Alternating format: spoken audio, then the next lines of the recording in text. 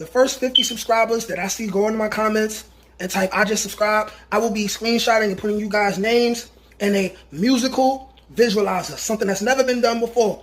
I ask you guys, please take time to listen to my music. Let me know how you feel. But more importantly, subscribe. Thank you. Kiki Benny.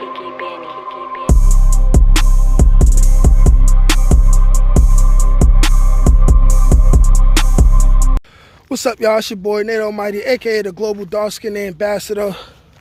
I got another Rikers Island story for y'all, man. This is going to be number 41. I'm going to talk to you guys about the time I extorted a guy out of his PIN number while I was handcuffed. Both wrists handcuffed from the front. All right, now, disclaimer, I want to always say jail is for the birds.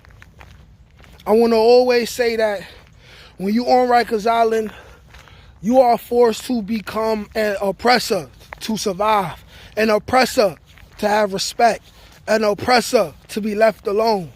And even when you're an oppressor, there's still going to always be somebody trying to oppress you, especially the police. Now, I'm going to take y'all back to 2008. Now, I have a co-defendant for my charge that I caught. For all you guys who've been watching my earlier videos, I have a video where I'm talking about how I caught a felony outside of Wendy's, right after school. So, the guy who I caught this felony with is Dad. Okay, now, first I want to say I haven't spoken to Deb in quite some time. We've had some differences over the years, but in case he watching this, I want to personally let you know, bro, that I still love you. You know what I'm saying? Even if I never speak to you again for the rest of my life, I will always love you. And if you were ever in a dire situation and I had the means and resources to help you, I would do that, because we brothers. We've had differences. I'm sure we both feel like we may have been disloyal to each other, but at least it wasn't over no females, personally, and it wasn't over no money, you know what I'm saying? And the right conversation could put us back on track. But anyways, take you back to 08.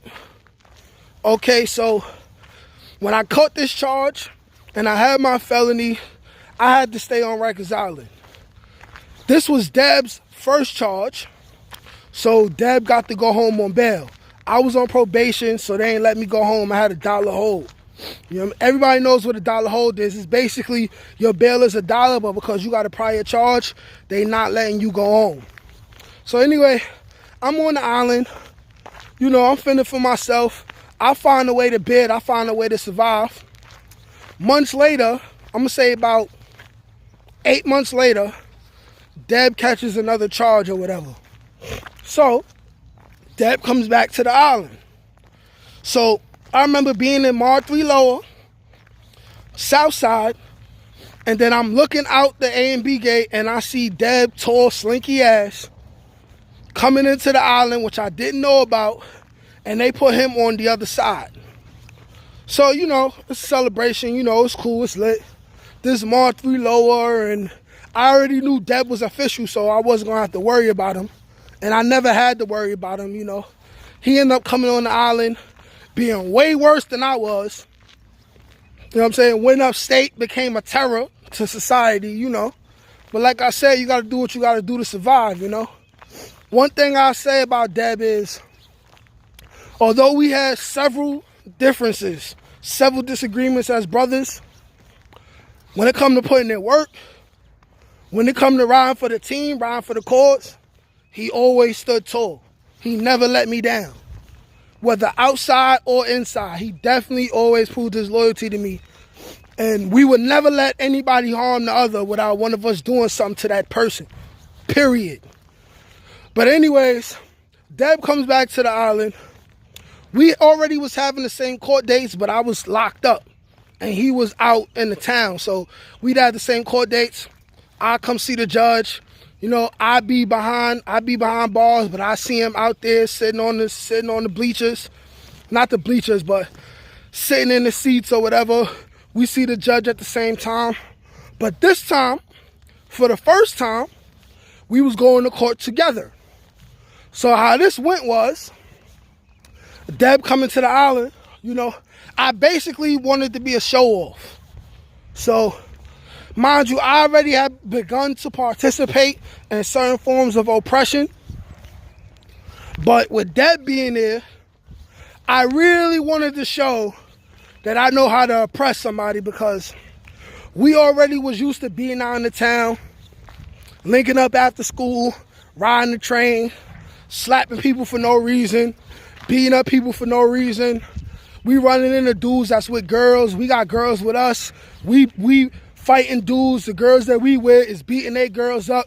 We was already used to this. You know what I'm saying?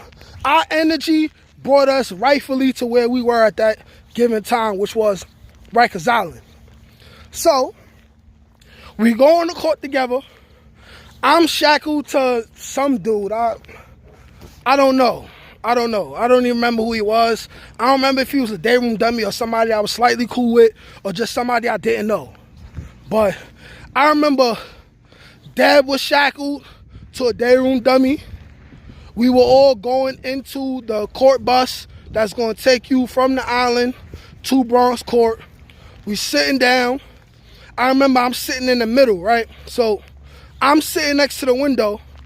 I'm shacked up waist to waist with whoever is next to me. Deb is across from me on the other side of the bus. He's shackled up to whoever he's shackled up to. And I remember before we got on the bus, he told me, he like, yo, I bet you ain't gonna take nobody PIN number, you soft. I'm like, what? Nigga, I been here longer than you. What you talking about, nigga? You good cause of me. You know what I'm saying? You know, we just talking shit, shooting the shit, playing the dozens, whatever.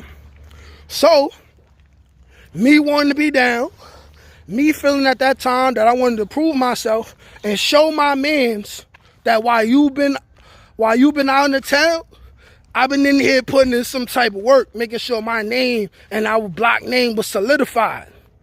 So what I did was, there were two day room dummies, and the seat in front of me. They were shackled up to each other. What I did was, I went in my pocket. Mind you, the whole time I'm moving around, keep in mind that I got both my hands handcuffed in the front. So I go in my pocket, right? I go in my pocket. I take out one of those little tiny pencils with no eraser and a little piece of paper. I slightly stand over the chair and I go in and I tap the dude on the shoulder. I'm like, yo, bro, listen. How long you been here? He like, yo, I just got here. I'm like, yo, what gang you repping? He like, yo, I'm neutral. I'm like, yo, who you know that's in here? He like, I don't know nobody. I'm like, all right, bro, so listen, take this pen and this pencil, and I dropped it in his lap. I'm like, yo, give me your PIN number, and it won't be no problems. I'm only gonna tell you this once. So the dude, he's sitting down, he looks at me. I guess he sized me up and thought I was pussy or something. So he sat there. I'm like, yo, bro, I'm gonna give you 2 minutes. Give me your PIN number. You already made me repeat myself. So I sat back down in my seat. 2 minutes passed. I looked to the right. Deb looking at me, laughing and shit. He like, yo, you pussy. You soft. Laughing and stuff like that. So what I did was, I took a deep breath. I put on my gangster face, right? Then I stood up, and it's like I did like a movement with both my wrists handcuffed. I like half snuff, half mushed his head. Mind you, he right by the window. He was looking out the window.